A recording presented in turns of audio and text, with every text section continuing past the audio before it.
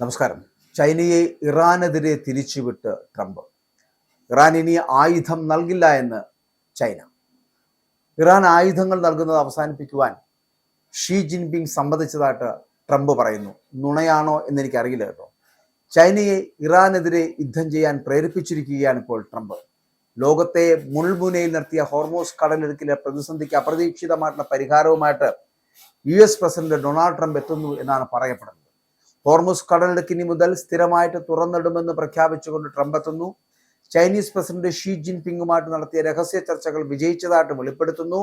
ഇറാനുമായിട്ടുള്ള സമാധാന ചർച്ചകൾ പരാജയപ്പെട്ടതിനെ തുടർന്ന് US ഏർപ്പെടുത്തിയ നാവിക ഉപരോധത്തിനിടയിലാണ് ഈ നാടകീയമായിട്ടുള്ള നീക്കം എന്ന് പറയുന്നത്. ലോകത്തെ എണ്ണ വിതരണത്തിന്റെ 1/5 കടന്നു പോകുന്ന ഹോർമുസ് കടലിടുക്ക് തടസ്സമില്ലാതെ തുറന്നു കൊടുക്കുന്നത് ചൈനയ്ക്കും ലോകത്തിനും വേണ്ടിയാണ് എന്ന് ട്രംപ് പറയുകയാണ്.